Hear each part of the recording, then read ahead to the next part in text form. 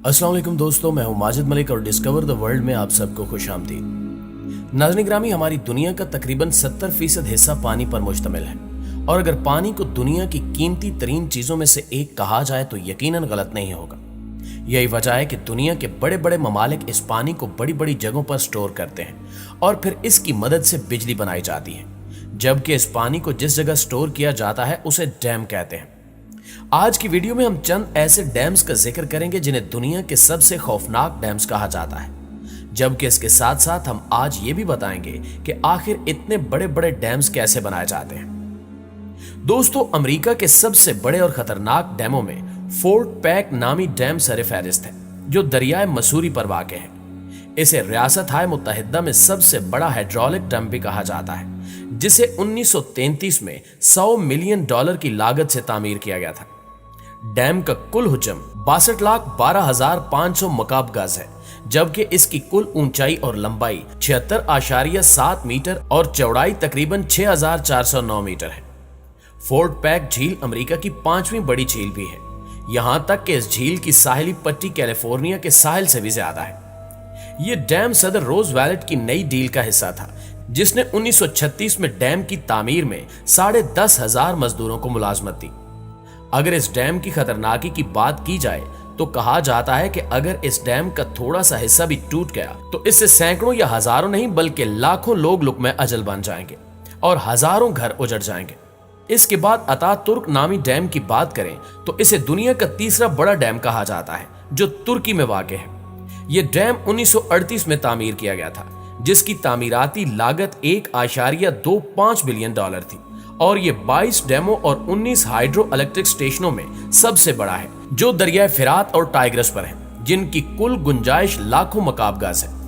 इसके अलावा ये तुर्की और शाम को बिजली फराहम कर रहा है और सैलाब कंट्रोल और आबपाशी में भी मदद करता है, जबकि इस डैम का नाम तुर्क जमहूरिया के बानी मुस्तफा कमाल अतातुर्क के नाम पर दिया गया है।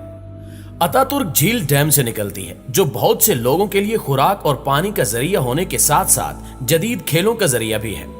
कहा जाता है कि जब इस डैम का सिर्फ एक गेट खोला जाता है तो पानी इतनी रफ्तार से निकलता है जैसे ये पानी नहीं बल्कि बिजली हो। इसलिए माहिरीन का ये अंदाजा है कि इतने प्रेशर वाले पानी के सामने आने वाली हर चीज रेजा रेजा हो जाएगी और शहरों के शहर तबाह हो जाएंगे। दोस्तों, इसी तरह चीन का 3 गॉर्जेस डैम पैदावारी सलाहियत की बुनियाद पर दुनिया का सबसे बड़ा हाइड्रो इलेक्ट्रिक डैम है, जो 1.3 मील चौड़ा है और इसकी ऊंचाई 600 फुट से ज्यादा है। ये डैम दरियाए नगसी के तास पर सैलाब को कंट्रोल करने में मदद करता है और 10,000 टन समंदरी माल बरदार जहाज को साल के 6 माह में चीन के अंदरूनी हिस्से में जाने की इजाजत देता है। इस डैम की 32 अहम टरबाइनें 18 न्यूक्लियर पावर स्टेशन जितनी बिजली पैदा करने की सलाहियत रखती हैं और इसे 7 शिद्दत के जल्जले को बर्दाश्त करने के लिए बनाया गया है, जबकि डैम की तामीर पर $59 बिलियन और 15 साल की लागत आई और कहा जाता है कि यह दीवार अजीम के बाद चीन की तारीख का सबसे बड़ा मंसूबा है।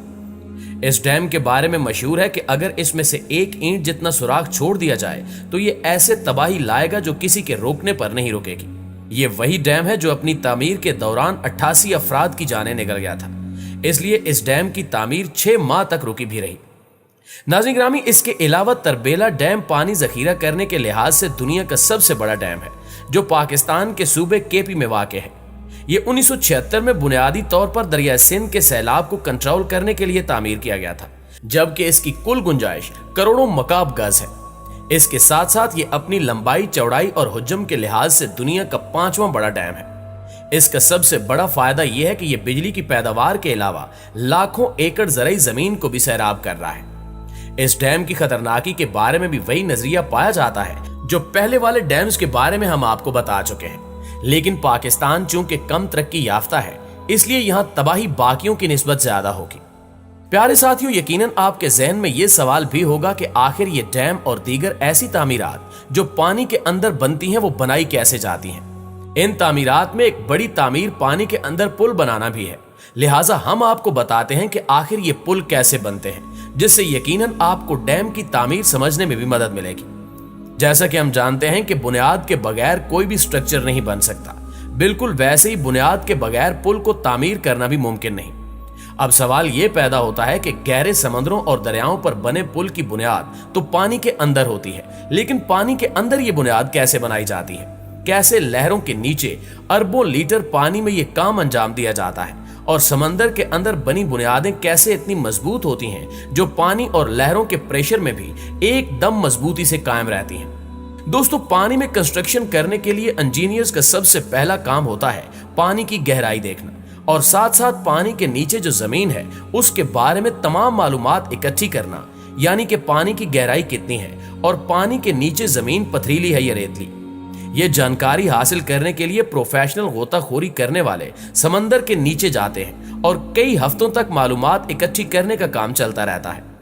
अगर पानी कम होगा तो बुनियाद की कंस्ट्रक्शन भी आसान होगी, लेकिन अगर पानी गहरा हो तो वर्कर्स की जान को भी खतरा होगा और साथ साथ तामीराती लागत और मेहनत दोनों कई गुना बढ़ जाएंगी। मालूमात इकट्ठी करने के बाद जो मरहला है वो सबसे ज्यादा जरूरी होता है कि स्ट्रक्चर को बनाने के लिए पानी को उस जगह से कैसे हटाया जाए। पानी कितना भी गहरा क्यों ना हो, जिस जगह बुनियाद बनाई जाती है उस जगह से पानी हटाना पड़ता है, लेकिन सवाल यह है कि इतना गहरा पानी आखिर कैसे हटाया जाता है। इंजीनियर्स ने इसके भी 3 तरीके निकाल रखे हैं, जिनमें सबसे पहला और सबसे पुराना तरीका कोफर डैम कहलाता है। यानी जिस जगह तामीर करनी होती है उस जगह पर चारों तरफ इतनी मिट्टी डाल दी जाती है कि वो पानी के लेवल से भी ऊपर हो जाए, और जब चारों अतराफ ब्लॉक हो जाते हैं तो बीच से पानी को निकालकर उसको खुश्क कर लिया जाता है। लेकिन अक्सर ऐसा भी होता है कि चारों अतराफ पर डाली गई मिट्टी नरम हो जाती है और पानी का प्रेशर डैम को तोड़कर बुनियाद रखने वाले अतराफ में दाखिल हो जाता है, जिसकी वजह से वर्कर्स की जान को भी खतरा रहता है। लेकिन इस मसले से निपटने के लिए पिछले कुछ अरसे से कोफर डैम मिट्टी से नहीं बल्कि लोहे की शीट से बनाया जाता है। यानी लोहे की शीट्स एक एक करके मशीन की मदद से पानी के अंदर डाली जाती हैं, जिनसे एक मजबूत दीवार बन जाती है और फिर बुनियाद का काम खत्म होने पर कोफर डैम को हटा दिया जाता है।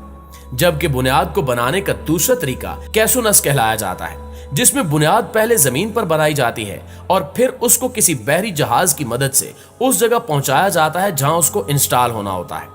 इसके बाद चैलेंज ये होता है कि इस बुनियाद को पानी के अंदर कैसे डाला जाए, क्योंकि ये बुनियाद एक बॉक्स जैसी होती है जो नीचे से बैंड और ऊपर से खुली होती है। ये बुनियाद पानी के ऊपर तैर न सके, इसके लिए इंजीनियर्स के पास एक तरीका होता है। जैसा कि अगर पानी ज्यादा गहरा हो तो बहरी जहाज की मदद से बड़े बड़े पत्थर डालकर पानी के नीचे जमीन की भराई की जाती है और फिर कैसोनस को पत्थरों के पहाड़ पर क्रेन्स की मदद से रख दिया जाता है और आखिर में इसके ऊपर बहुत ज्यादा कंक्रीट डालकर इसको मजीद वजनी और मजबूत कर दिया जाता है। लेकिन अगर पानी इससे भी ज्यादा गहरा हो तो फिर इसके लिए बुनियाद बनाने का तीसरा तरीका इस्तेमाल किया जाता है, जिसको बैटर डिपॉलिश कहा जाता है। इस सारे अमल के बाद पानी के बीचों बीच एक मजबूत और ठोस बुनियाद तैयार की जाती है, जिसके ऊपर पुल की कंस्ट्रक्शन की जा सकती हो। लेकिन ये सब इतना आसान भी नहीं होता, क्योंकि सारे तरीकेकार में सालों की मेहनत और कई जानें भी चली जाती हैं। जी तो प्यारे दोस्तों, ये थी हमारी आज की वीडियो कैसी लगी कमेंट करके हमें जरूर बताइएगा। इंशाल्लाह आपसे मुलाकात होती है अगली वीडियो में। तब तक अपना ख्याल रखिए। अल्लाह निगहबान।